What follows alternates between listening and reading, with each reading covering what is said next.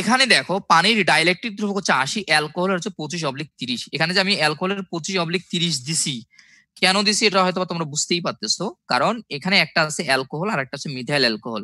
আমার প্রশ্ন হচ্ছে তোমাদের কাছে, কোনটা অ্যালকোহল আর কোনটা মিথাইল অ্যালকোহল?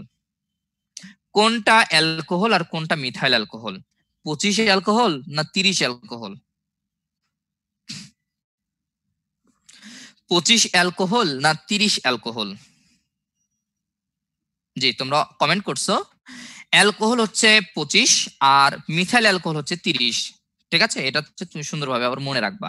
আর পানির ডাইলেকট্রিক ধ্রুবক হচ্ছে 80, এটাও হচ্ছে ভালোভাবে মনে রাখবা। একবার ডেন্টাল এডমিশন টেস্টে এই পানির ডাইলেকট্রিক ধ্রুবকটা একবার আসছিল মেডিকেল ডেন্টাল এডমিশন টেস্টে।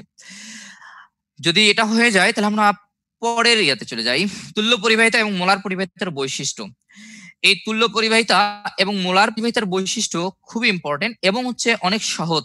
আমি তোমাদেরকে একবারে সুন্দর করে বলে দিচ্ছি। দেখো, তড়িৎ বিশ্লেষের পরিমাণ, এই পরিমাণ নির্দিষ্ট।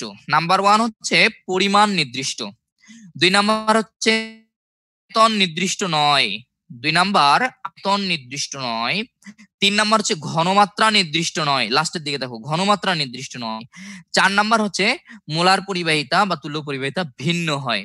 মানে এই তিনটা, মানে 2, 3, 4, এই তিনটা হচ্ছে ভিন্ন ভিন্ন হবে বা নির্দিষ্ট হবে না। আর প্রথম যেটা তড়িৎ পরিমাণটা হচ্ছে নির্দিষ্ট। তাহলে তোমাদের হচ্ছে মনে থাকবে আর কি ভালো।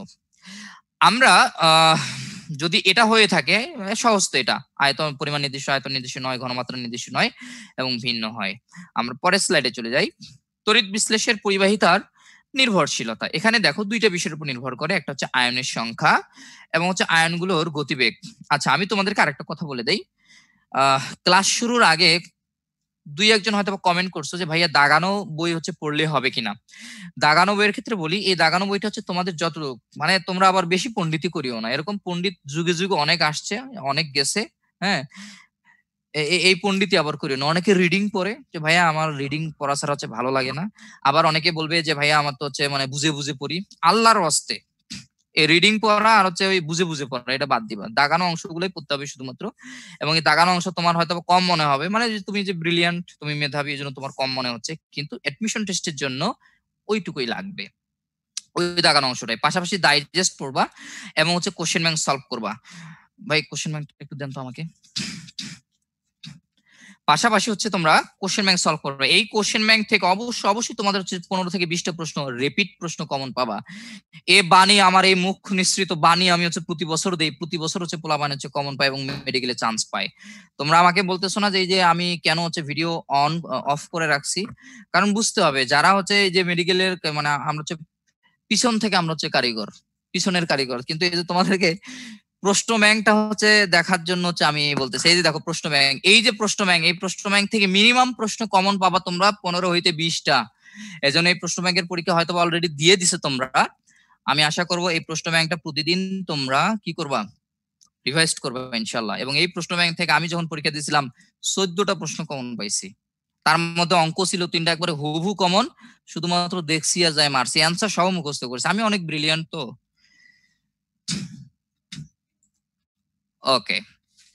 আর আমি কোচিং করছিলাম হচ্ছে দিনাজপুর শাখায়, খুব সম্ভবত দিনাজপুর শাখা থেকে হচ্ছে পোলাপাইন হচ্ছে আসা, মানে অ্যাড হয়েছে আমার মনে হচ্ছে যতদূর আর কি। যাই হোক, তাহলে প্রশ্ন ব্যাংক থেকে আমরা পড়বো অবশ্যই। তাহলে এই দাগানো অংশটাই আর কি পড়তে হবে। এখানে দেখো আমরা এগুলো আর কি ওই বইয়ে তোমাদের দাগাই দিছি। তড়িৎ বিশ্লেষের পরিবাহিতা নির্ভরশীলতা হচ্ছে আয়নের সংখ্যা, আয়নগুলোর হচ্ছে গতিবেগ। এবার দেখো দুইটা লাইন এখানে দেওয়া আছে, সেই দুইটা লাইন হচ্ছে তীব্র তড়িৎ বিশ্লেষের, যেমন সোডিয়াম ক্লোরাইডের দ্রবণের ঘনমাত্রা হ্রাসের সাথে আপেক্ষিক পরিবেশ হ্রাস পায়। যে আপেক্ষিক পরিবেশ হ্রাস পায় সোডিয়াম ক্লোরাইডের ক্ষেত্রে তীব্র তড়িৎ বিশ্লেষণ। আর মৃদু তড়িৎ বিশ্লেষণের ক্ষেত্রে দেখো ঘনমাত্রা বৃদ্ধিতে আপেক্ষিক পরিবেশ বৃদ্ধি পায়, কিন্তু এখানে একটা লাইন অ্যাড হবে, এটা হচ্ছে মিসিং হয়ে গেছে এখানে, তুল্য পরিবাহিতা হ্রাস পায়। মানে মৃদু তড়িৎ বিশ্লেষের ঘনমাত্রা বৃদ্ধিতে আপেক্ষিক পরিবাহিতা বৃদ্ধি পায় কিন্তু তুল্য পরিবাহিতা হ্রাস পায়।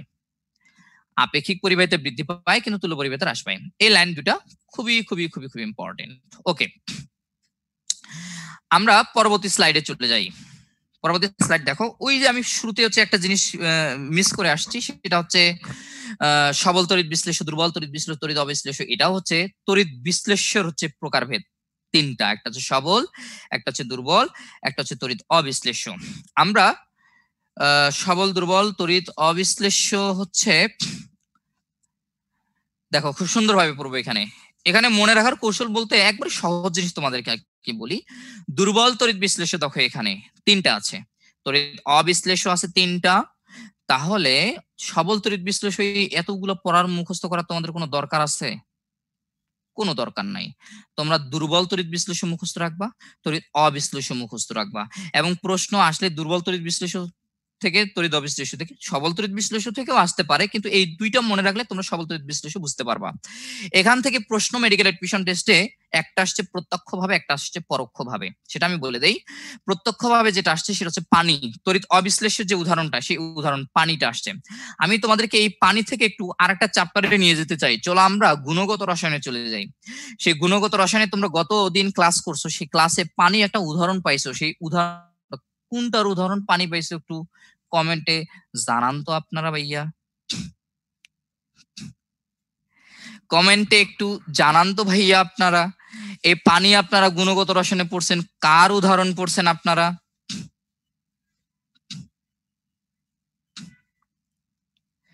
কার উদাহরণ বলে দেই আমি। সেটা হচ্ছে তোমরা আয়নিক যৌগের দ্রাব্যতা ওখানে পড়ছো না? সে আয়নিক যৌগের পোলার দ্রাবকের উদাহরণ তোমরা পড়ছো, খুব সুন্দর করে পড়ছো। ওখানে পানি, তারপরে অ্যামোনিয়া আছে, আরো অনেকগুলো আছে ওখানে, ঠিক আছে? আচ্ছা, এইখানে দেখো পানি যেহেতু পোলার দ্রাবক আমরা পড়লাম, এই পোলার দ্রাবক আবার হচ্ছে তিনবার মেডিকেল এডমিশন টেস্টে প্রশ্ন আসছে। আমি এগুলো একবারে খুব সুন্দর করে মানে করছিলাম। এটা একটা প্রশ্ন যেগুলো তিনবার আসছে মেডিকেল এডমিশন টেস্টে, সেটা হচ্ছে একটা প্রশ্ন হচ্ছে পোলার দ্রাবক তিনবার আসছে, ন্যানোকণা, ন্যানোকণার হচ্ছে আকার আসছে তিনবার, এক ফ্যারাডে আসছে তিনবার। এই জিনিসগুলো হচ্ছে আমি মানে এগুলো আমার কৌতূহল আছে যে কোন জিনিসগুলো, এগুলো আমি বের করে নিয়েছিলাম, আমি তোমাদেরকে বলবো ইনশাল্লাহ। তাহলে এই পানি আমরা পড়লাম, পোলার দ্রাবকে একটা পড়লাম, আর একটা পড়লাম হচ্ছে তড়িৎ অবিশ্লেষ্য বিশুদ্ধ। এখানে উপরেরটা একটু তাকাও, তড়িৎ অবিশ্লেষ্যের সুক্রোজ দ্রবণ। এই সুক্রোজের বাংলা নাম কি একটু বলতে পারবা তোমরা? এই সুক্রোজের বাংলা নাম কি? সুক্রোজের বাংলা নাম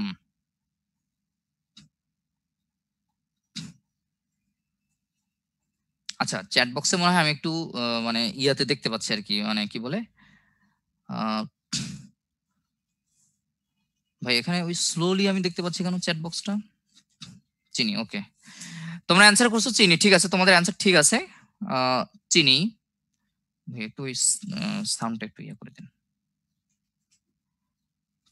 ওকে, আমার প্রশ্ন হচ্ছে চিনির গলনাঙ্ক কত? যদি কেউ বলতে পারো, তোমরা যদি কেউ বলতে পারো চিনির গলনাঙ্ক কত, তোমাদেরকে সুলতানস্টাইনেতে খাওয়াবো। চিনির গলনাঙ্ক কত?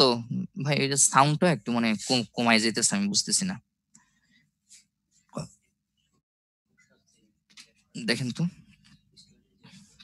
এই সাউন্ড 70-এ নামছে। বল, চিনির গলনাঙ্ক কত তোমরা বলো।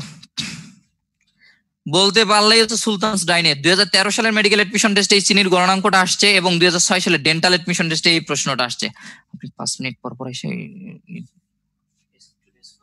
ওকে ওকে ঠিক আছে। চিনির গণনাঙ্ক 2013 সালের মেডিকেল এডমিশন টেস্টে, যে সালে আমি পরীক্ষা দিয়েছিলাম এই সালে আসছিল, সেটা হচ্ছে 433 কেলভিন। বলে দিলাম, চিনির গণনাঙ্ক হচ্ছে 433 কেলভিন।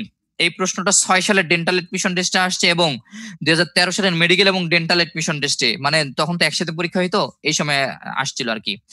আর এখানে দুর্বল তড়িৎ বিশ্লেষ্য যেটা আছে সেটা HF দ্রবণটা একটু মনে রাখবা, এটা একটু মানে সহজ তো, এই জন্য সবাই আর কি এটাই দেয়। তাহলে এখান থেকে আমাদের সবল দুর্বল তড়িৎ অবিশ্লেষ্য হয়ে গেল। আমরা আরেকটু সামনে আগাই। আচ্ছা, আমরা চলে আসি তড়িৎ বিশ্লেষণে ব্যবহৃত পথ ও তাদের একক।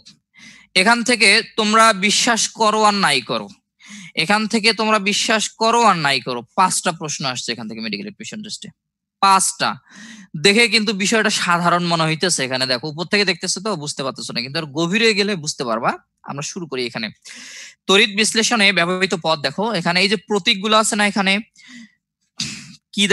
বিদ্যুৎকে কি দ্বারা প্রকাশ করা হয়, তড়িৎ প্রবাহকে কি দ্বারা প্রকাশ করা হয়, তড়িৎ চার্জকে কি দ্বারা প্রকাশ করা হয়, তড়িৎ বিভবকে কি দ্বারা প্রকাশ করা হয়। এই প্রশ্নটা জোড়ায় জোড়ায় আসছিল মেডিকেল এডমিশন টেস্টে। জোড়ায় জোড়ায় বলতে কি, জোড়ায় জোড়ায় হচ্ছে বিদ্যুৎ এটা, তড়িৎ প্রবাহ এটা, তড়িৎ চার্জ এটা, তড়িৎ বিভব এটা, নিচের কোন